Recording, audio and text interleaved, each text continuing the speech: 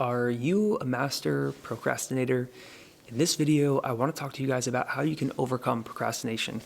I think it's a trait that we get we cement over pretty well through high school and college, is just like rushing at the last minute to do the exam or write the paper or do the deadline. I feel like in a lot of ways, academic institutions make procrastination worse, but even if you're a high school dropout, I think there'll be something for you in this because we all do it to some degree.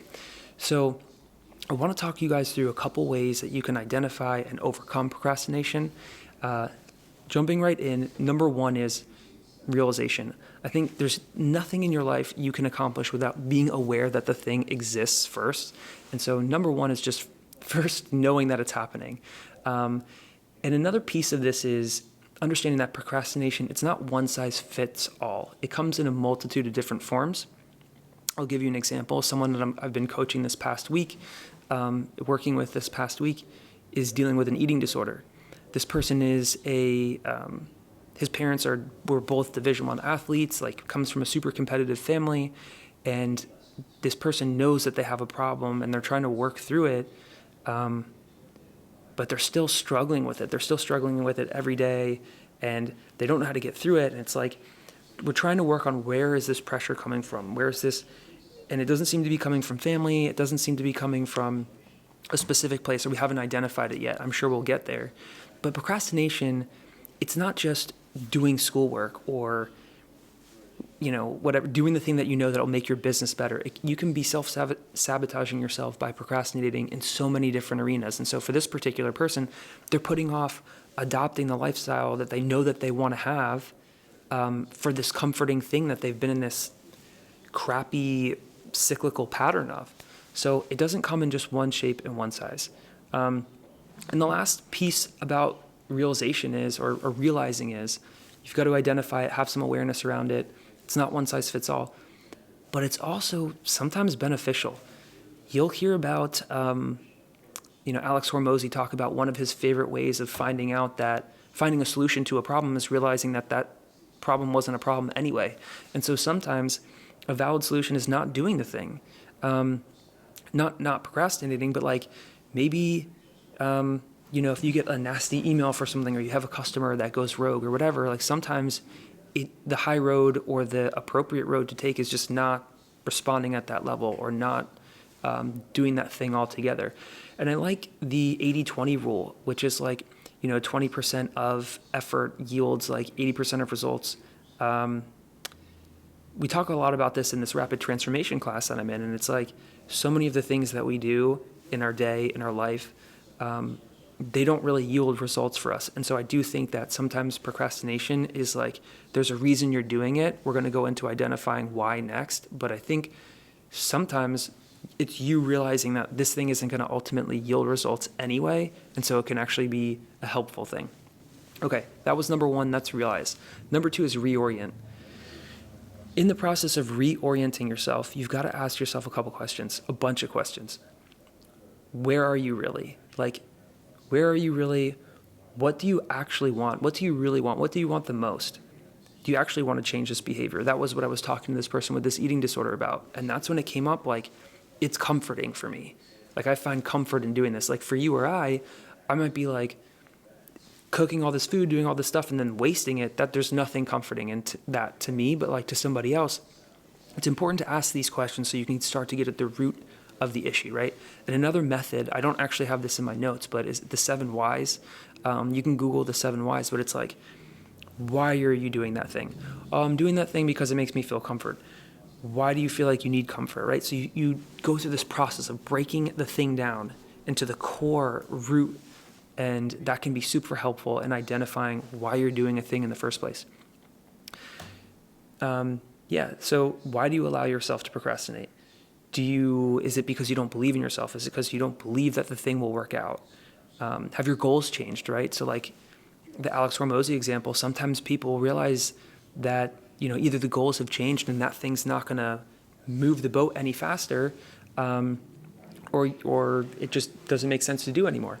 I just made that quote of, will it make the boat go faster? So that's, I forget if it was a Olympic thing, but it's this United Kingdom crew racing team, and the team was like lackluster, and they ended up winning. You can Google the story. It's a really impressive story, but there's this phrase that's used frequently in the United Kingdom of, will it make the boat go faster? And it's basically whatever the boat going faster is for you, for them it's like winning this Olympic medal or whatever. You've got to ask yourself, will having that drink, will being around that toxic person, will taking this job that I know I'm going to hate but the salary looks good, will it make you go faster towards getting towards your goals? Will it help you in getting towards your goals? And if the answer is no, you've got to be real with yourself and make a better decision. Ultimately, I believe, this is my framework, ultimately you're going to gravitate towards the thing you want the most and towards the thing you know the most. We like familiarity, and we like moving towards things that make sense and things that are going to bring us joy. So ask yourself this series of questions, like, where are you really? What do you actually want? Why do you keep this pattern up? Why are you procrastinating in the first place? That should help you get an idea of what you're gravitating more towards, and if this is like, it's a self-serving behavior because procrastinating actually is a good idea in this circumstance, or if there's some deeper reason. Just try to figure out why. Number 3 is reach. So I really like this. I'm taking this from the class on rapid transformation, which is massive goals break patterns. So massive goals, we have like your frame and your floor.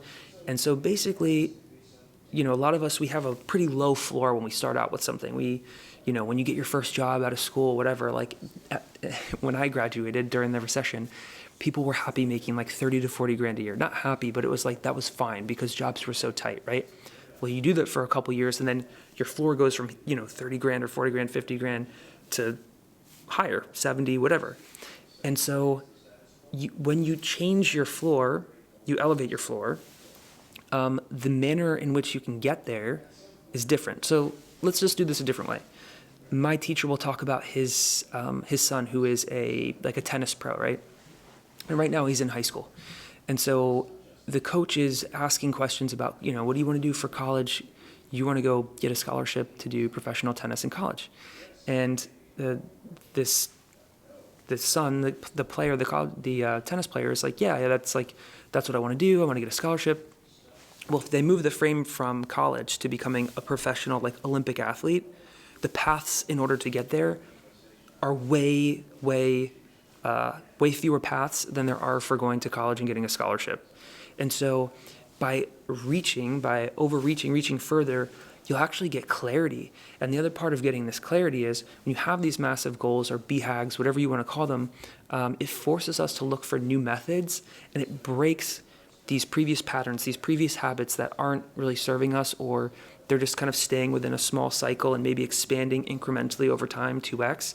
And so actually reaching beyond can be really helpful in terms of breaking old patterns and thinking in a new way, because it forces you outside of this. It forces you to upgrade your floor to a different level, and there are only very few paths. Your current self has very few ways of getting there. In fact, you need to become more in the process in order to achieve that thing. So realize, reorient, reach, and repeat. I'm not going to go into this one in detail because it's pretty self-explanatory, but I think these are immensely helpful in overcoming procrastination. Again, I'm a big believer in motivation, and so reorienting yourself, understanding the why for anything, it might take days, it might take hours, it might take days, it might take a week. But I think understanding your why for why you're doing something is always more important, because it's this underlying thing that drives so much of our behavior.